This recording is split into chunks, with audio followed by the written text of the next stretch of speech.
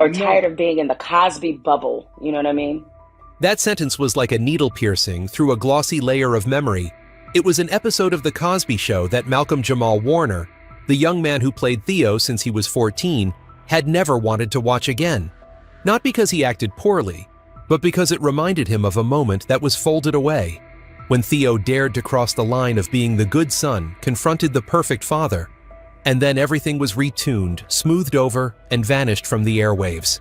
Years later, Warner chose silence, stepped away from the noise. But the memory of that episode he didn't want to revisit lingered like a shadow. The kind of memory that forces one to ask who pressed delete and why. If that episode had remained untouched, would Theo and Warner have been seen differently? Are you ready to unspool that tape with us? The unforgettable cut from The Cosby Show. To understand why such a brief cut became a thorn in Warner's memory, one that made him never want to watch it again, we have to return to the dazzling orbit of The Cosby Show. Airing from 1984 to 1992, this family sitcom didn't just change the face of American primetime television. It consistently topped the ratings, at one point holding the #1 spot year after year. In that landscape, Warner, once a basketball-loving, earnest-speaking boy, became a teen icon on screen. By age 16, he was receiving major award nominations. Audiences, meanwhile, had memorized Theo's slightly goofy but lovable persona. Struggling in school, awkward in love, always ending up being taught a heartfelt lesson by his father, sealed with a hug. That model was so smooth it became a recipe for success. Cliff spoke, Theo listened. The adults paved the way, the child matured. Viewers laughed, then nodded in agreement. The scene that was cut came just as that formula was about to go out of phase. In a draft from the mid-1980s near season 3, when Warner had become more confident on set and Theo was just mature enough to no longer want to play the obedient child, the son didn't just argue back. He directly questioned something every family has but rarely voices aloud. Is discipline truly fair? Or is it sometimes just a cloak of power tailored only for those who wield it? Why must children obey unconditionally, while fathers are rarely called out for being wrong? This wasn't sitcom material anymore. It was tenser, sharper, placing the father long portrayed as the family's moral anchor into a trial by fire. In the script reading room, those lines thickened the air. For Warner, it was a moment he realized Theo might not just be a clumsy kid trying to grow up, but a young person truly searching for his voice. But The Cosby Show wasn't just Theo's story. It was a meticulously crafted universe built around the image of the ideal father, Dr. Cliff Huxtable, humorous, wise, morally upright, like a cornerstone of the house. That figure didn't just draw viewers every Thursday night.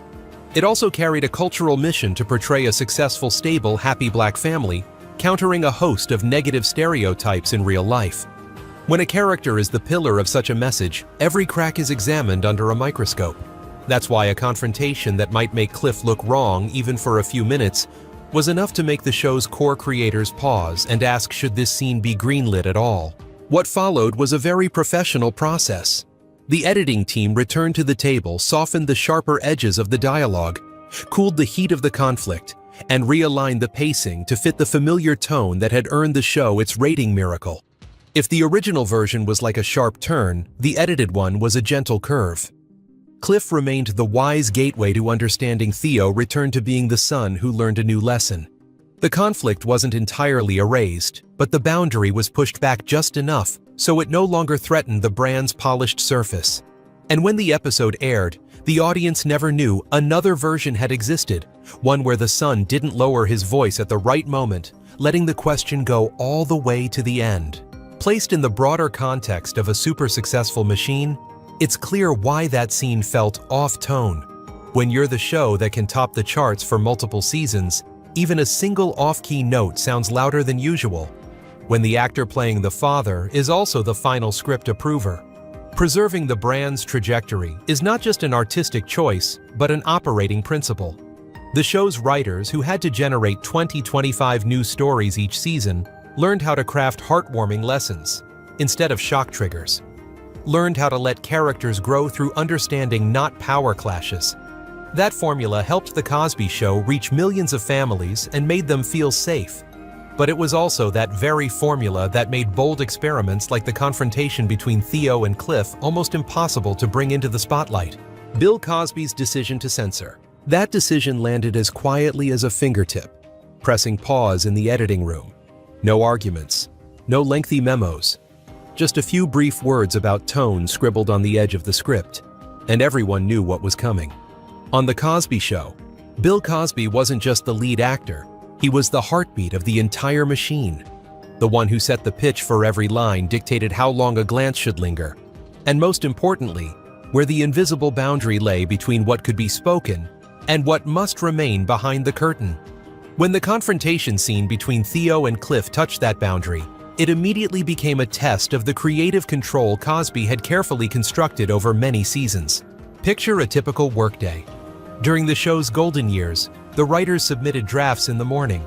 The whole cast read through scripts in the afternoon, and any major revisions, if needed, were issued before the studio locked up, so the typing team could print updated colored pages for the entire crew by next morning. For a network series producing around 20 episodes per season, the production pace was relentless, demanding decisions that were both swift and consistent. And on The Cosby Show, that consistency revolved around a single axis. Cliff Huxtable had to be the kind of father who was warm, wise, and steady like the beam that held the whole house up. The father could be funny, even occasionally flustered by his kids, but never shown as a failure in matters of basic morality. That was the identity audiences fell in love with, the reason families gathered around the TV each night, and the shield that protected the brand across 8 seasons and 201 episodes. In that context, Theo's confrontation scene was like an off note in a familiar melody. It didn't ruin the song, but it pulled the listener's ear in another direction, to a place where Cliff was no longer the unconditional beacon of wisdom, and the son who had long learned to grow by listening now demanded the right to ask his question to the very end. For Warner, reading that scene felt like stepping out the front door and realizing he'd grown half a head taller. It wasn't just another lesson for Theo, it was a moment where the character took back agency. But to Cosby, it represented a dangerous shift. Not dangerous because of a father-son argument. The Cosby Show was full of small conflicts that ended with hugs. The danger lay in the domino effect. If Cliff could be questioned about fundamental fairness, the milestone of the perfect father, the cornerstone of the Huxtable universe would begin to crack. And a small crack in the writer's room could show up as a visible wrinkle on screen. The censorship decision, therefore, was executed like a tone adjustment swap. A few verbs reshape a question, turn a peak into a valley, and lower the degree of confrontation to something more like discussion. The script wasn't scrapped. It was smoothed, polished, made to sound like The Cosby Show, meaning it still ended with a lesson where Cliff guided, and Theo realized something about responsibility, love, and respect. Even the blocking might have stayed the same: wide shots in the living room, kids moving up and down the stairs like syncopated beats, warm lighting. But the sharp edge of the story, the question about the double standard of discipline, was dulled just enough, so Cliff was never seen on the defensive. The result, the episode flowed smoothly, fitting right into the chain of successes already measured in ratings, ad deals, and the label safe for the whole family, beloved by both networks and sponsors. The key point is, at that time, censorship didn't appear like a pair of scissors. Cutting harshly, it functioned more like a compass. Cosby knew exactly why America loved the Huxtables. They embodied a wholesome dream. A middle-class intellectual black family united upright and conquering prejudice through warmth and humor. For that dream to stand firm, the central character had to remain the central pillar, meaning any direct blow to his integrity was almost never allowed to air. Not because viewers were fragile, but because The Cosby Show willingly took on the role of safe haven in an era of TV riddled with darker tones. The censorship decision thus didn't just protect an episode, it protected an unspoken pact with tens of millions of families.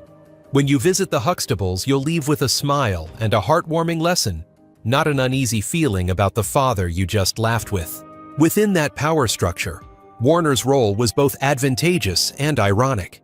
Advantageous because he had a stable track to develop on, growing a little each season, learning a bit more each episode, guided by an on-screen father from small missteps to maturity. Ironic because every time he as an actor tried to let Theo step outside the frame, The script would pull the character back into orbit. Warner understood this operating principle earlier than most. He knew when a line should be delivered, and when it should be held back, when Theo's eyes could reach the edge of challenge, and when they had to return to the rhythm that reassured America. That professionalism helped him grow in the industry, but it also left a penciled-in mark in his memory. Some scenes are too real to fit the tone. Cosby's decision to censor from a production standpoint was also a risk management strategy. A big network series at the time thrived on consistency scripts, flowing schedules, tight post-production on time. A disruptive scene could throw the entire machine out of sync, odd timing, audience laughter landing off cue, or worse, igniting a public debate beyond control, pulling the show away from the image it had cemented in viewers' minds. In the end, Cosby chose the safer route, preserve the tone, the rhythm, the promise to the audience. And on that straight path, Theo's confrontation, however beautiful, however full of potential, was filed away in the someday drawer. In hindsight, it's tempting to ask, what if? What if that scene had aired? Would Theo have changed course completely? Would Warner have crossed a new threshold in his acting? Would Cliff perhaps have become more human because of it? But what if is not something a clockwork television machine can afford to entertain? For Cosby, tonal and character consistency wasn't just artistic taste, it was the survival strategy of a brand that had entered every living room. He did what any conductor must do when a brilliant musician plays a little off-score signal a return to tempo, because the audience didn't come for improvisation. And that's why the censorship decision that day, seemingly simple, but in truth, very complex, became a small knot in the grand story of The Cosby Show, how to keep a cultural icon intact through long seasons, without cracking under moments that felt a little too real. For Warner, that knot became a memory. He didn't want to revisit a moment he saw Theo break out of the mold, only to witness that mold being gently, silently put back in place. For the audience, the decision left no direct trace. The episode stayed smooth. The lesson stayed warm. But for those who were there, that was the day. The Cosby Show's tone won another battle, while a powerful scene quietly slipped into the shadows, lingering echoes and long-term impact. What remained after that tone adjustment wasn't just a smoother episode. It was an undercurrent that stretched across decades.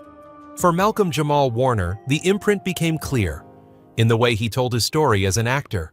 Every so often, across interviews years apart, he would drop a passing remark that some scenes were too real to ever be seen. Not because the writers lacked skill, nor because the actors were inexperienced, simply because a tonal hand had drawn a very clear boundary around what belonged inside the frame. The way Warner spoke gently without accusation or self-congratulation only made the message more resonant. This wasn't a surface scratch, it was structural. A young actor had to learn the aesthetic map of the show, the way one learns the unwritten rules of a city where you're allowed to turn and where you're not. Backstage whispers spread like a layer of stage dust. The original version of the confrontation had existed, had been read, had silenced the room, and then vanished completely from the archives, leaving only the polished version for broadcast. No footnotes, no listings in the tape catalog. The silence wasn't clumsy concealment. It was a skill erasing a crease without leaving a wrinkle. And it was that cold professionalism that caused the scene to slip out of the system's memory, instantly surviving only in human recollection. Those who were there would remember. The storage logs would not. Then real life came crashing into the script, allegations emerged, and decisions were swiftly executed in industry-standard language. Adjust the broadcast schedule. Pause. Distribution. Reassess the catalog. On paper, everything made sense. The brand needed protection. The audience deserved respect. Advertising partners required consistency. But for those who had once heard the anecdote about a different version that once existed, the feeling was like watching the same reel be cut twice. Once for tone, the second time for cultural context. In both instances, viewers never knew what they had lost, only that the space left behind seemed to grow larger. From there, the episode containing the softened confrontation took on a strange second life. The life of a television secret. It doesn't appear in streaming catalogs, isn't scheduled for reruns, isn't referenced in tribute compilations.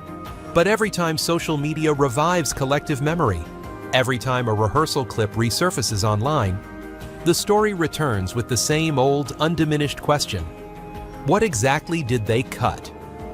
That question doesn't just hunt for a missing scene. It chases a version of a character who once had a shot at growing in a less safe way. That echo even shifted how viewers interpreted The Cosby Show in retrospect.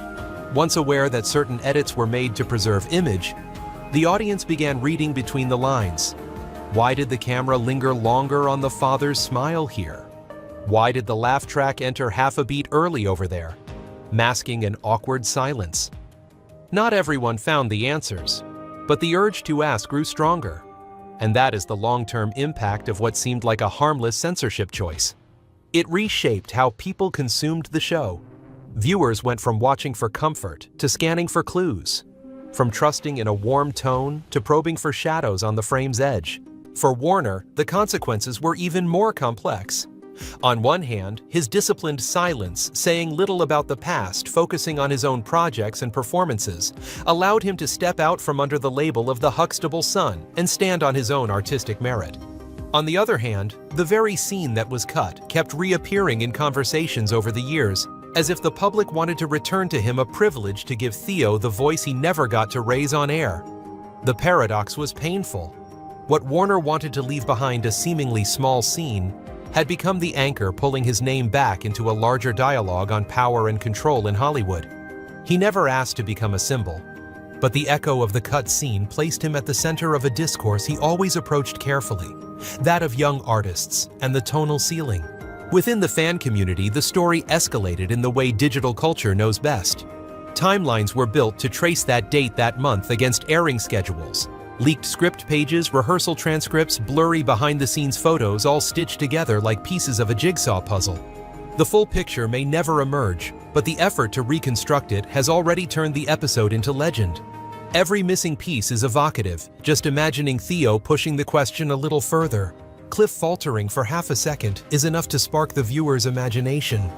And once imagination joins the chase, no archive can ever fully erase it. The long-term impact also lies in how networks now speak. Phrases like potential impact on character integrity, cold, vague, but effective, have become the misty veil behind which countless content decisions are made in an age of heightened sensitivity. People no longer say cut, but coordinate, not delete, but optimize the catalog. And it's precisely this layer of vocabulary that fuels the public's desire to dig backward. If everything is merely repositioned, then what was moved instead of faced head-on? Warner's career and the choice of silence. Leaving the Huxtable household behind, Warner chose to reconstruct his career like a skilled craftsman, dismantling each Theo, labeled piece, and replacing it with new materials that carried fewer associations.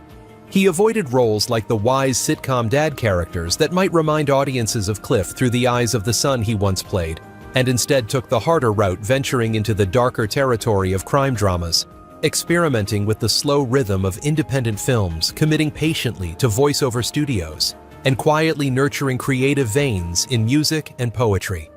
It wasn't a loud pivot, but a series of subtle adjustments, toning down the brightness, adding a few deeper notes, changing the angle. So the familiar face appeared under a different light. This strategy operated on a minimalist yet demanding principle. Say little and stay consistent. Warner rarely issued bold denouncements of the past. He simply made present-day choices. Each new project was like a brick laid along the straight path he'd mapped, not reinforcing an old legend, nor recklessly tearing down collective memory. To the public, this appeared as silence. To the craft, it was focus. On the roll, on the character's breath, on a frame unclouded by the noise of backstage drama. When real-life storms hit, Warner kept his rhythm. He didn't suddenly become a spokesperson, nor did he appoint himself prosecutor or defense attorney in the media. Rather than stepping into the storm to shout his stance, he chose to stand one beat apart, acknowledging the sadness of seeing a legacy tarnished, but refusing to become a mouthpiece for any side. His interviews, therefore, were conducted like rituals. Sparse, brief, precise, just enough for the public to hear the artist's heartbeat, but never enough to pull him into an endless battle. Warner's silence is not empty. It has structure. On its deepest level lies a respect for the past, for the days when the whole crew gave their all to create a family universe, that made millions of viewers feel a little kinder after each episode. On a nearer layer lies professional self-preservation. He knows the media storm can devour any current accomplishment and reduce an artist to the shadow of the question, whose side are you on? Keeping distance is his way of shielding creative labor from being defined by an unwinnable argument. And closest to the surface is private life, family, friends, promised projects, all of which require the peace that a fiery statement could steal overnight.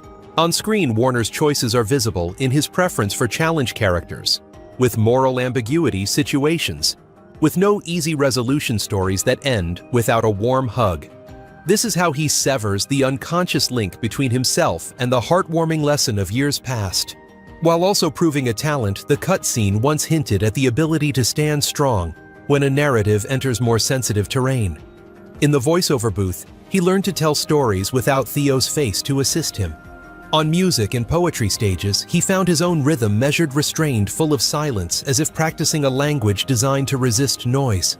The maturity of Warner's silent choices also shows in how he draws boundaries with commercial nostalgia. He avoids reunion offers, meant only to stir memory declines, cameos that serve as callbacks, and is cautious with projects that risk turning the past into a prop. He doesn't reject the legacy, but he refuses to let it be the only yardstick. He understands the value of a glorious era, but understands even more the cost of letting the past dictate the future. In the end, what Warner has preserved is his stance. Not bitter, not romanticized, not emotionally manipulative with complaints or hyperbole. He simply continues steadily along the axis he has chosen.